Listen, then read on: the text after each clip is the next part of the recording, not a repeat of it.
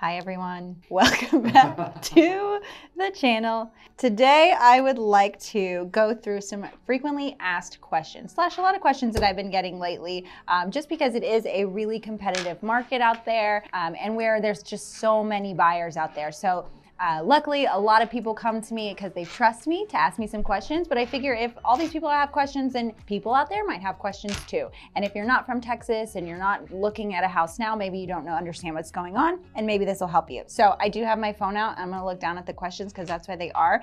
But generally, when you're talking to somebody, I think having your phone out is rude, so I'm sorry. But for today's purposes. So one of the first questions I got was just talking about different loan types that you can get as a first-time home buyer, or really as a home buyer in general. And I'm gonna beat a dead horse with this. Talk to your lender first. So lenders are the experts on loan types. They have so many different kind of programs. Let's say even if you're a doctor, there are certain lenders that have programs for doctors, 0 down payment.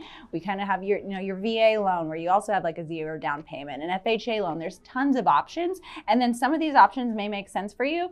And then some of the options may not make sense for you because we are in a competitive market. So maybe it doesn't make sense to be doing a VA loan or an FHA loan where you can't do an appraisal waiver. Just little things like that that you're not gonna know to ask and that you're probably not familiar with. So I always say, start with the lender. I say it every time in every conversation. So if you call me for an initial consultation, the follow-up after we talk is always gonna be, get with your lender first. Let's start there. So that's the answer to that. They are the experts there.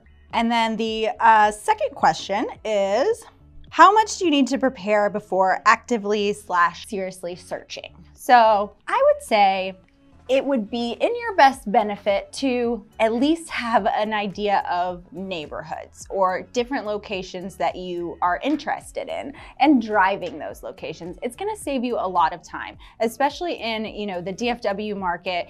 We are so widespread. So we have so many different areas, so many little subdivisions, little outskirts cities of the, what do you call those? Suburbs. So we have so many different suburbs in Dallas, and it takes a long time. So if you're coming into town for a weekend and you call me up and say, Sierra, I'm coming in town next weekend and we want to check out these 5 different areas, more than likely, we're not going to be able to check out 5 areas in one visit. This will take several hours. So everything is very spread out here. You may say, oh, I love something in Irving, and then I also want to see something in Wiley, and then I also want to see something in Mansfield. And if you look at a map of how far away those places are, they're all very far from each other. So do kind of some of that work ahead of time. Go check out some areas, go eat, shop, whatever it is that you like to do ahead of your search so that you could at least narrow some things down. I say that, and then on the other hand, I also want you to at least have more than one area, because it is a very competitive market. So if you're gonna pigeonhole yourself into just this one little city or just this one school district or whatever it is, that's gonna limit how much you can actually purchase because inventory is really low, and then you may be waiting even longer. Do the work of like finding areas, more than one, that you like. So that'll be really helpful once you start your search. And just how long does that take you? So if you live here, that may just be a couple of weekends. If you don't live here, that may be a couple of trips out to Dallas. But if you don't live here, I always recommend come here first, do that, explore around, talk to your realtor, get some suggestions on where you should go check out different places based off of the life that you want to have and the life that you're trying to build for yourself and your family, and then go from there. So just depending on where you live, your location, how easy it is to do that, that's the time that you'll need. So that's definitely up to your judgment. All right, question number 3.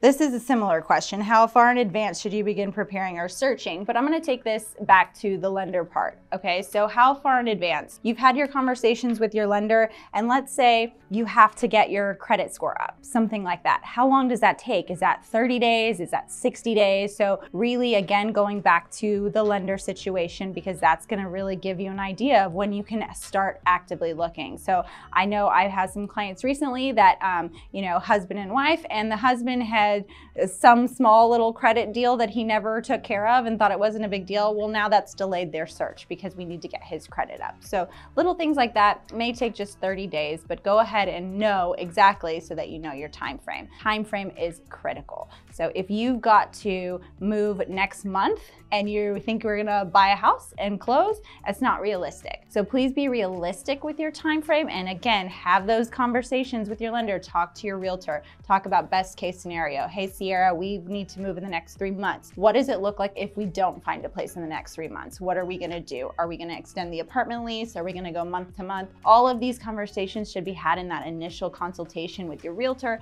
and also with your lender. So again, the time frame really just depends on where you are and what you need to do in your personal life to kind of make things happen. But the earlier that you can get started, I do have clients that reach out to me a year in advance, and I know that sounds like really, really far out, and it is, but they are ahead of the game. They know exactly when they want to start looking. They know exactly what it's going to take, how much, bonuses they're going to get along the way. So I'm never going to complain if you call me a year ahead of time, because that means you're just on it. So just be prepared, get all your ducks in a row so you're so ready to go when it's time.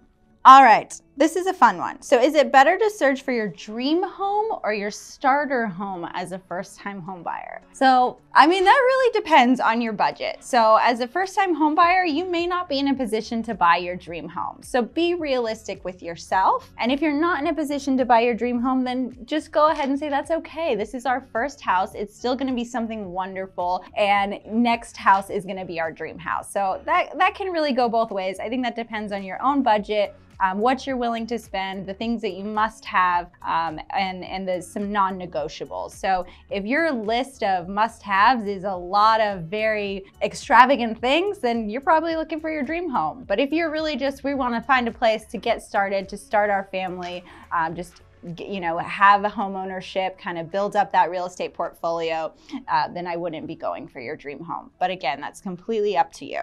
And then last question, and this one comes up a lot, and it's something that I remind my clients of a lot when we're looking at different areas, is do school districts really matter? So in North Texas, we have some fantastic school districts, and it is one of the bigger draws of people coming to Texas, is that we do have great school districts, public schools that people can enroll their kids into. So even if you don't have kids and you say, hey, we're gonna buy, this is our first house, we're only gonna be here 3 to 5 years, because generally first-time home buyers stay in their house 3 to 5 years. So just keep that in mind too when you're looking.